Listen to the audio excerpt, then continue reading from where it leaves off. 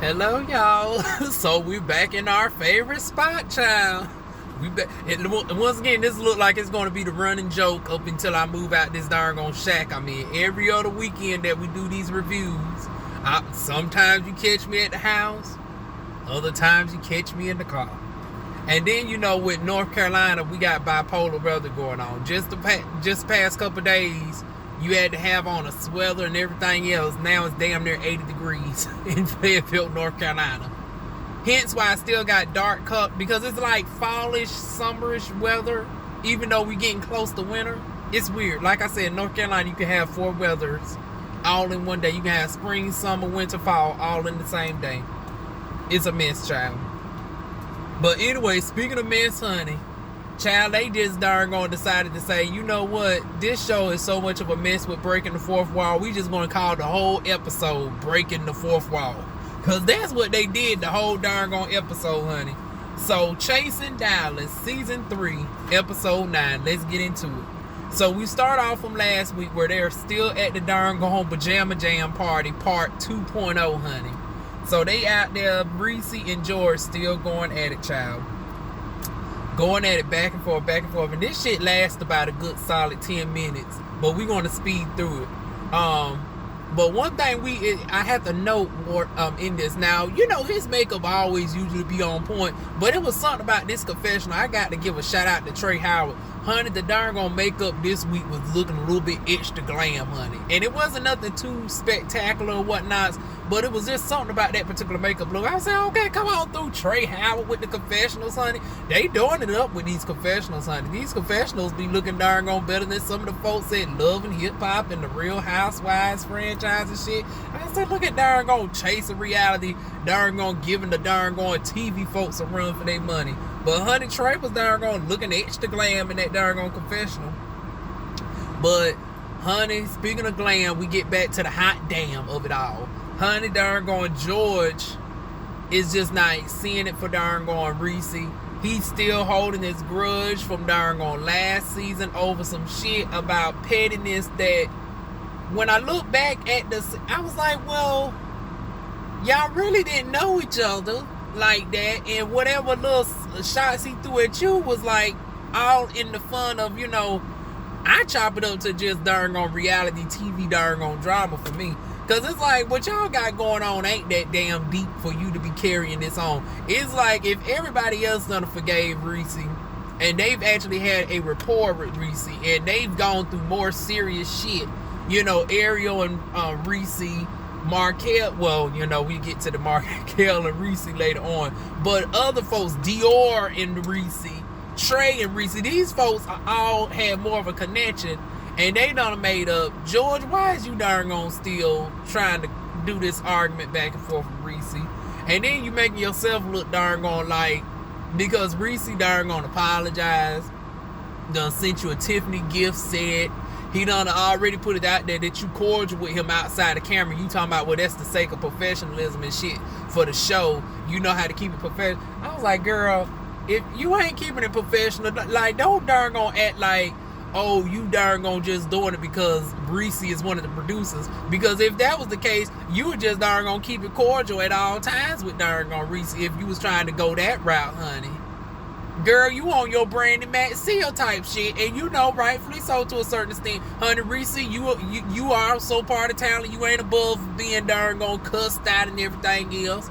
That's why people was getting on Shiny ass, because people felt like they was too afraid to darn dress shiny. So I can understand George saying, bitch, I ain't going to be afraid. But now don't backpedal when it's convenient and say, oh, well, you just keep it professional in certain sections, in certain scenarios because it's professionalism. It's like, nah, if we're going to bring professionalism in this with somebody that's above you that's supposed to be your boss, then the professionalism supposed to be at all times, honey. Girl, bye. So it's like, George, you lost me with that one. But then George darn brings up the darn Trey Womack situation, basically accusing darn Reese of being a desperate darn sugar mama. Let me be your sugar mama, sugar. I was like, oh Lord, not bringing up darn Reese is a darn now this is my words, but bringing up the fact that Reese is a thirsty sugar mama, honey. I said, And then darn on George, they going back and forth over darn on somebody who ain't even part of the show no more.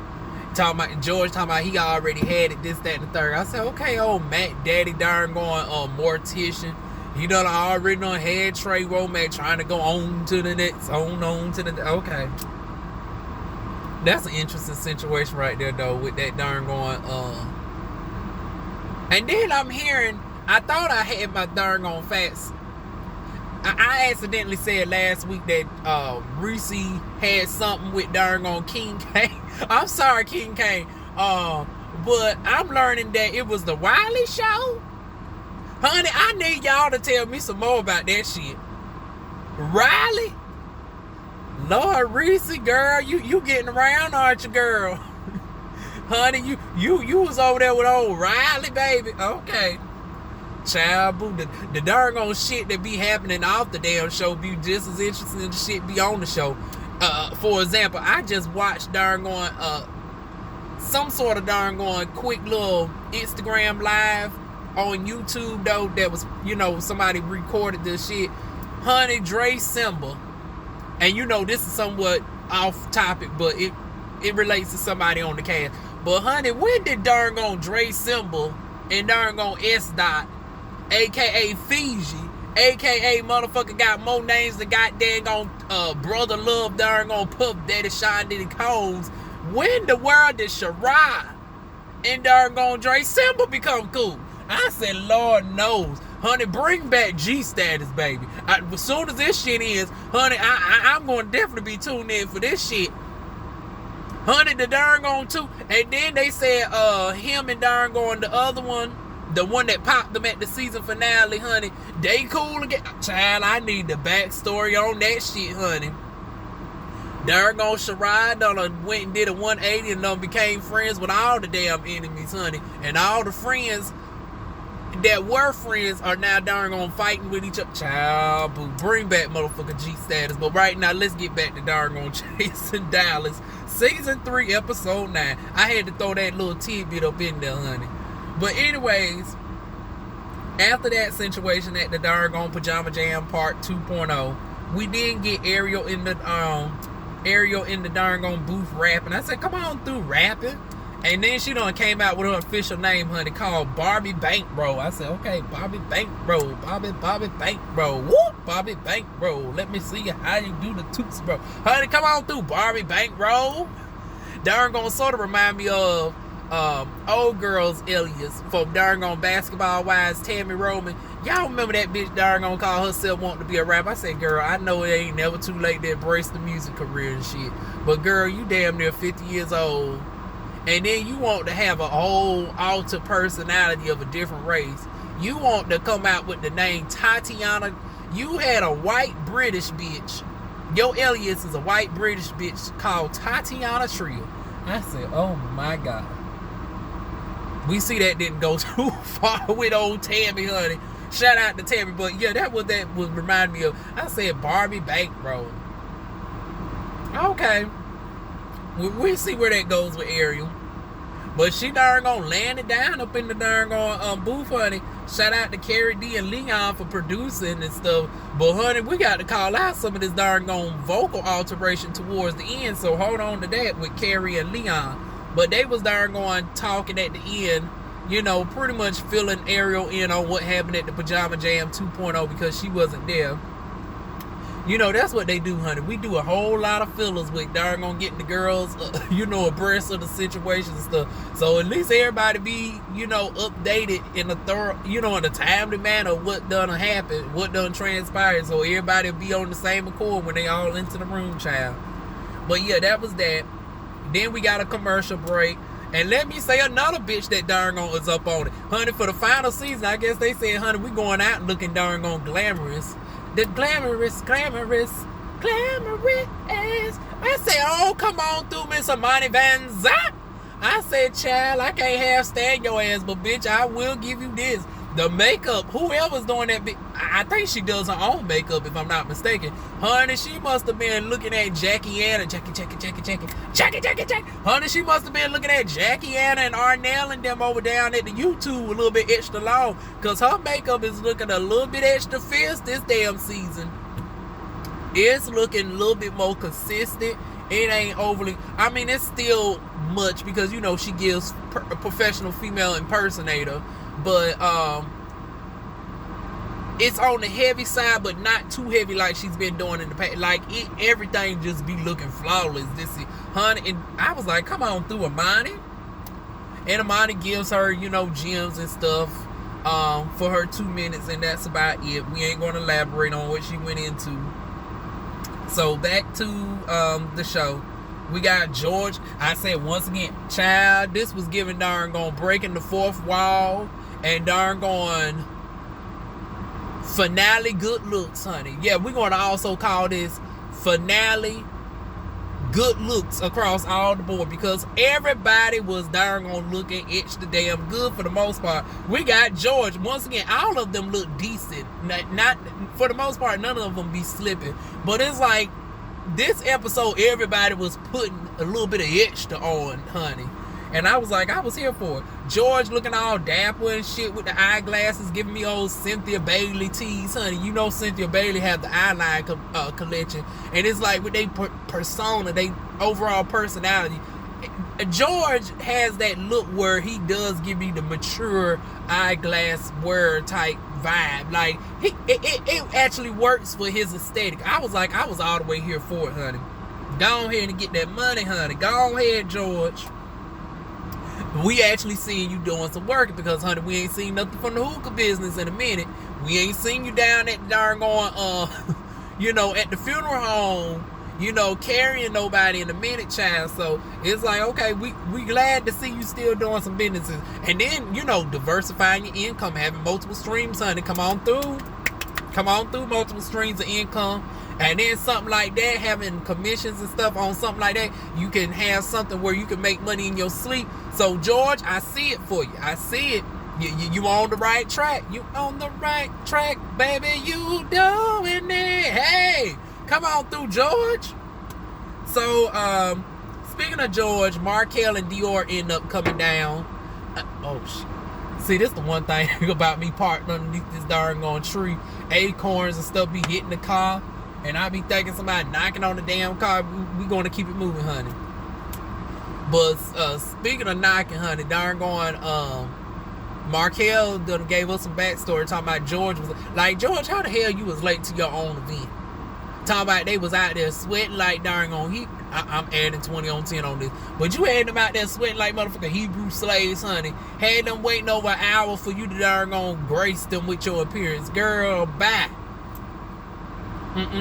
I'll be damn. I don't give a damn how good you look in the motherfucking glasses. Bitch, you can go ahead and send me a screenshot or send it to me on the, I see it on the Instagram, bitch. I would have been damn before I seen. Honey, I hope Markel was putting 20 on 10 on that. Because I'd be damn if I was forced. And then come to find out these shows ain't really paying the girls like that. Now, Chasing Reality might actually be paying the girls a little something. But, honey, I don't know if it's worth that much for me to darn gonna be out there waiting an hour. Bitch, the only person I'm gonna be outside waiting for an hour in the hot sun is motherfucking the Queen Bee, baby. And y'all know who that is. I ain't talking about Miss darn going, Little Kim Lean, honey. I'm talking about the modern day Queen Bee, baby, with a Y. That's the only one I be out waiting in the hot sun for, child.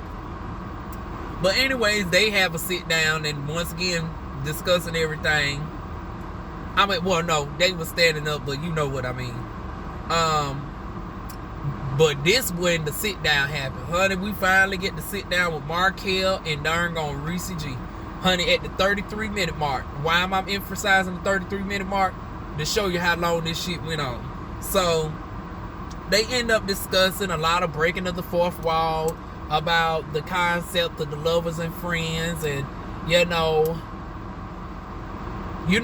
Markel definitely can't say that he didn't have time to put his side in because, honey, darn gone Reese done let him darn gonna have a whole 15-minute soliloquy, honey. Darn gone Reese was on his darn gone shiny, honey, just sat there, and I counted it down. Honey, darn gone Markel had a whole 15 minutes, and I'm talking about in our time. I don't even know how long it, because, sometimes they edit shit down, but we got to sing 15 minutes. From darn going about the 35 45-minute mark all the way up to the 50-minute mark before darn gone Reese had time to speak again. So you had a whole 15-minute response, honey, before darn going Reese darn gone started voicing his side a little bit. And I was like, okay. So basically what I'm getting to the point is Reese darn gone was being, and now Reese, girl, I do see where Markel was coming from. It's like, girl, you act like you wasn't darn going being shit. But from what I didn't even see the interview that Reese did, but I don't even have to see it because the fact that you even you even threw out a subliminal of the person, and it's like, okay, process of elimination. You only own one show, you own Chasing Dollars, and you said somebody done came out with a show that's similar to your concept. The only person who's done broke out and came out with a show was Markel. So it didn't take no, it's like, I can't stand that passive aggressive shit where it's like you beating around the bush, but you throw out so many damn hits where people can easily know who you talking about, and then they talking about, well, you said it in such a way where only the person could know what they was talking about. And it was like, girl, I can't even give you that because hell, like I said, I could easily darn gonna know you were talking about Markel. Cause who else on the damn show came out with another show? Ariel didn't come out with a damn show. Dior didn't come out with a damn show. Trey Womack ain't nowhere but a feature girl right now. So Trey Howard is darn on styling everybody named my but he ain't been blessed with a show. Dre Simba darn gonna stay being featured on everybody else's show, honey, because he says he's the hot commodity that darn gonna keeps the shit up and darn gonna run it. But once again, Markel was the only one that came out with a show. So it's like, girl, you darn gonna being on this Nene Leaks darn gonna throwing out all these little subliminals and shit and nice nasties. And it's like, girl, just darn gonna be real and up front with me. So I get Markel on that front, honey. Talking about you darn going, was a darn going throwing shot. Girl, you was, Reese. You was, bitch. Now, to Reese's credit, I can see where he feels upset because it's like, bitch, we had a sit-down discussion about these similar concepts, and then you go run and darn gonna do a whole show, and I'll be damn if several of my concepts are in your darn going shit. And my thing is this, I can see that too. But do I think it was malicious? No. Do I think Markel did take some of Reese's ideas? Yeah. Because it's like, okay, subconsciously, your brain, stores some of that information. And so after a certain amount of time, when Reese and y'all's collab never came to fruition, you took it upon yourself to do your own thing. And when you started incorporating your concepts for your show, unbeknownst to you, your subconscious started giving you some ideas that, were from Reese's, conversation. But you did not pick up on that because, once again, it's darn on in your subconscious. So you had no, idea that you took some ideas from Reese. Now, is it this serious where a falling out should occur? No. Because it's like, girl, he did not take nothing that was necessary proprietary. And you didn't have no darn gone stuff written down in copyright. He didn't take no darn going he ain't take no name from no show. He didn't take nothing tangible for you to really be upset. He took a concept that anybody could have came out with. The show was Lovers and Friends. We could say Reese might have came up with the concept first, but darn on Markel was the one that brought it into fruition. It's like, once again, that is such an open-ended thing that, anybody could have came out with it, give it time. And it's like, girl, he just basically beat you to the punch. And I don't think he did it with any sort of malicious intent, this, that, and the third. He said you tried to be on the show on the low, it didn't work out, this, that, and the third. Now come time for filming, now y'all in y'all feelings and whatnot. And it's like a lot of superficial shit, if you ask me. It's like all this over. Once again, Markel decided to come out with the show without you. He used some of your stuff unbeknownst to himself because it was embedded in his subconscious from y'all conversation. So it was certain stuff. And at the end of the day, do you want him to just give you a little bit of credit if that's it? throw you into season 3, because I think season 2 is already out, because I done finally took time to go ahead and save some stuff to my playlist, because y'all know I've been saying for the longest I'm going to go ahead and give the show a watch. I said, God damn it, they done talked about this fucking show so much. This is not even the type of show that I watch. I don't watch no type of love show unless it's ratchet. You know, Flavor Flav, you know, Flavor Flav. I love New York, Real Chance of Love. Although I ain't been watching the revamped on Zeus. Although I might give it a check. I might finally see it this weekend, because you know Bobby done had to sit down with Roland Ray, and I'm going to pay my $5 to see that shit. Honey, I need a good laugh this weekend, so it's like, okay. As I watch that, I want to finally go ahead and see what the Real Chance of Love, you know, is giving. It's like, okay, we'll see where that's going. But I'm also going to finally look at season 1, episode 1 of Lovers and Friends and go on from there. I want to say the big dude was also on there, if I'm not mistaken. Travis, I think his name is, from Chasing Atlanta. So that's going to be interesting. But yeah, y'all, I think this is a little bit too much. It looked like they did come to somewhat of a resolution at the end, and you know that it was a handshake, but from what we've seen of the previews, that it looks like it ain't gonna last too much longer. It's like, god damn, is we just gonna keep dragging this out? Hopefully by the time the reunion happens, we can finally end off on Reese and Markel being at a good note, because like I said, I don't think this shit is so deep where it should be a permanent separation at this point. Once again, it was a show I did it. Once again, Reese, you can still, and especially since you got a lot of free time on your hands now, the whole show gone, honey. We ain't coming back from season 4. You said you got some stuff coming out in the works with some of the folks and whatnot, but until that happens, it's like, girl, you can go ahead and create a darn on show, honey.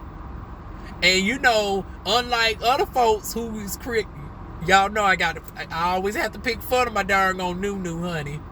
Shout out to darn on over there at the Circle franchise. Now, Nunu baby, it's Saturday. I keep telling y'all motherfuckers. Now, Nunu, I'm gonna forever call your black ass out with this line. I tell you, just shut the fuck up. Girl, every time you darn on the promises. I got to darn on through my own little rant real quick. Honey, Circle Atlanta, it's the running joke, because we keep getting the episodes a month apart, and Nunu keeps saying, oh, I promise you we're going to be on consistent. We're going to do 2 weeks. I promise you we coming out on the 29th. And I told y'all girls, didn't I tell y'all we wasn't getting that damn other episode until damn near Thanksgiving time? Y'all thought I was tripping. Nunu done went on live streams and shit talking about, oh no, I promise you we going to get the episodes out. It ain't going to be no more extended breaks. He called himself darn on throwing out a mid-season for trailer 2 weeks afterwards. I was like, girl, we already done seen the damn trailers and shit.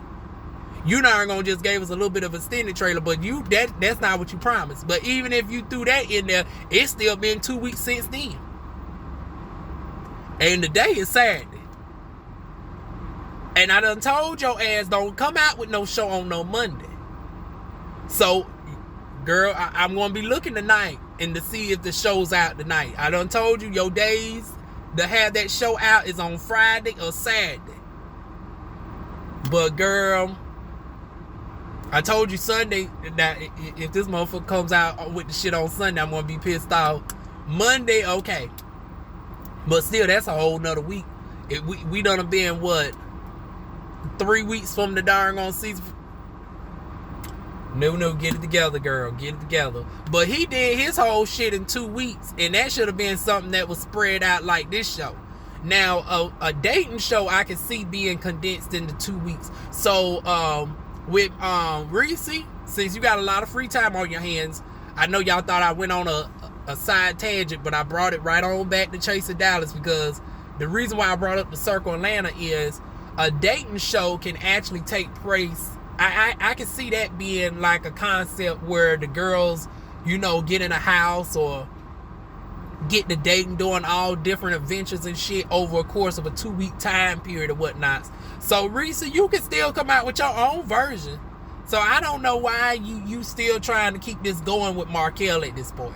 Just go ahead and do a 2-week darn on production setup. Although when it comes time to darn on edit and have the shit out, honey, don't have us like that unless the darn gonna have the episodes a month apart from each other. Shout out to Nunu.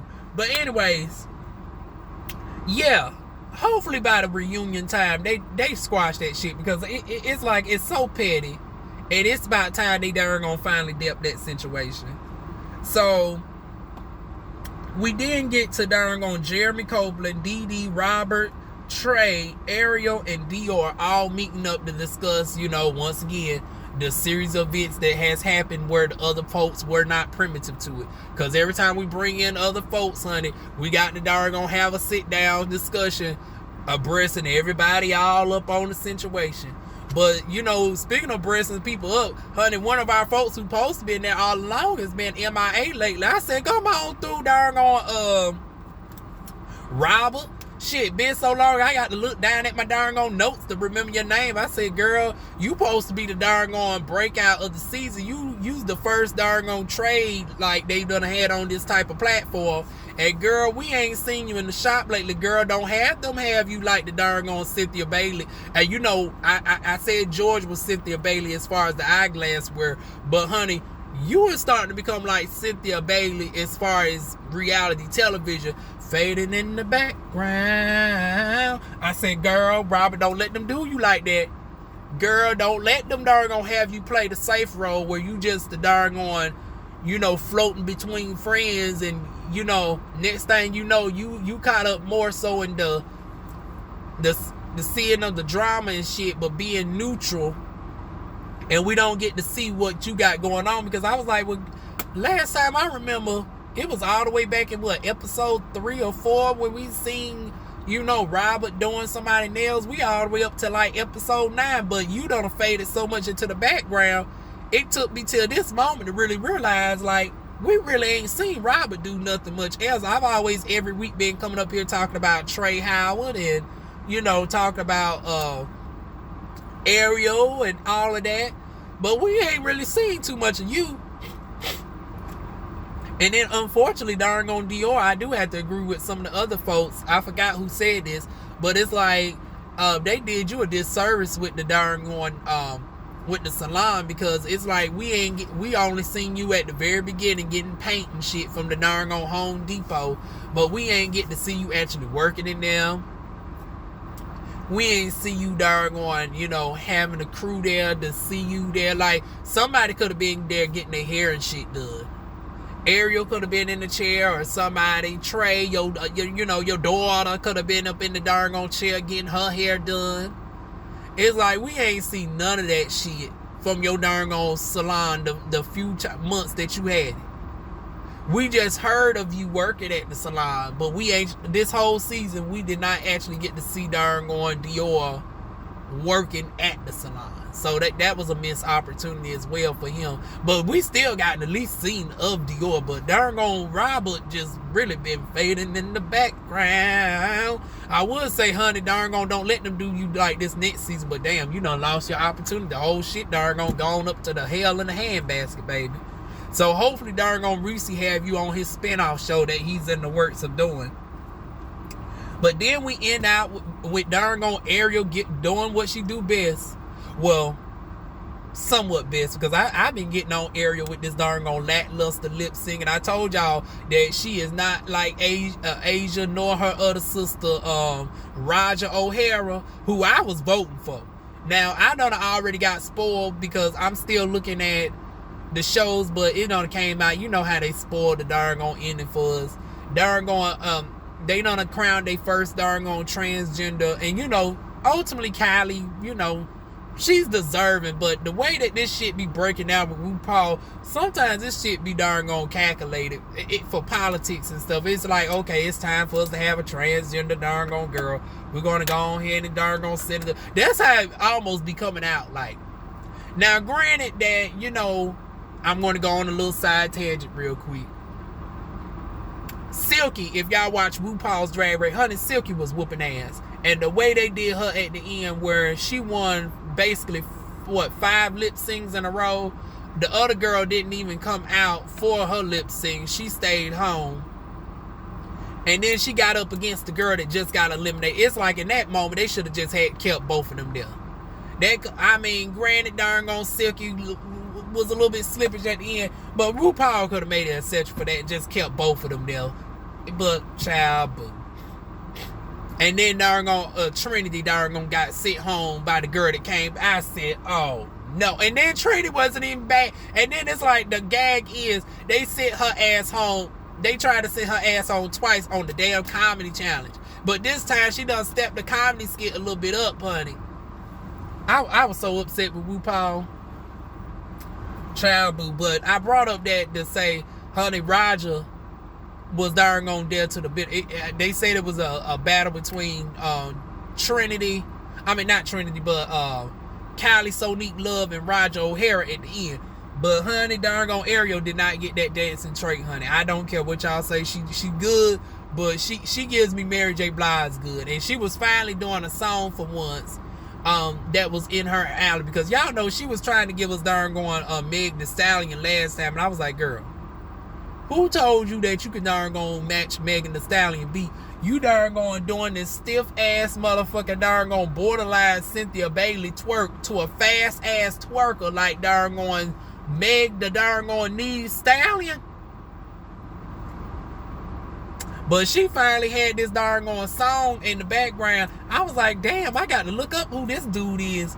And you know, I got to apologize later on for this shit. And then she had another dude's song on. I said, you know, this is what the drag queens like to do nowadays. They like to lip sync to the male songs and stuff. And then at the end, when they darn gone gave the credits, I said,